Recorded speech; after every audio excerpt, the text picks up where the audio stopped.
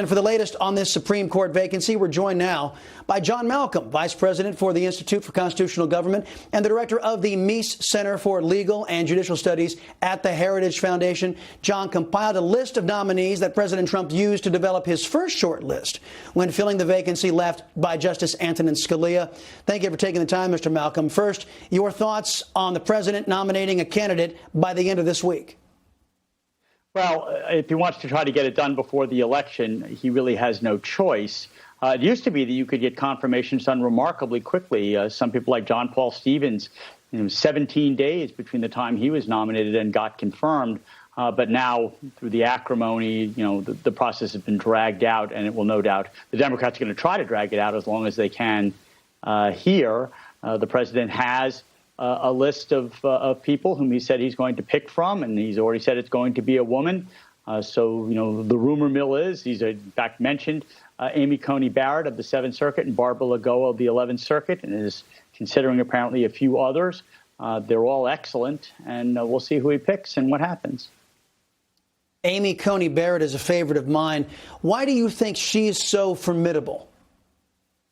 Well, she's brilliant, in addition to the fact that she clerked for Lawrence Silberman on the D.C. Circuit and Antonin Scalia on the Supreme Court. She had a distinguished academic career at Notre Dame primarily, and she published in major law reviews around the country on a whole host of issues of importance to the conservative legal community and the court. She wrote on originalism, textualism, when to adhere to or deviate from precedent. She had a bruising confirmation hearing. Most prominently, Dianne Feinstein said the dogma lived loudly in her, and she was the quintessential exemplar of grace under fire.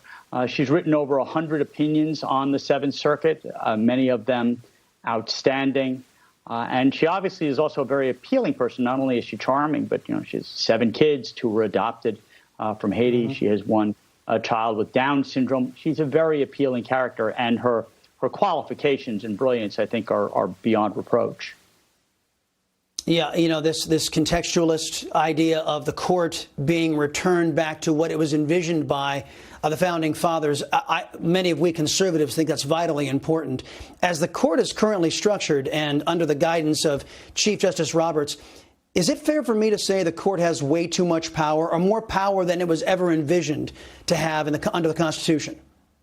Oh, that's absolutely fair. It didn't just start with the Roberts Court. I mean, the Supreme Court, over time, through things like expanding the Commerce Clause, discovering rights that I think were highly doubtful exist, like a right to privacy, which is the underpinnings of Roe versus Wade, other provisions that have just been expanded beyond anything that the framers of the Constitution would have recognized, now has Congress and the courts weighing in on a whole slew of issues that, in the case of Congress, should have been left up to the states and localities, and in the case of the Supreme Court, left up to the people or their elected legislators.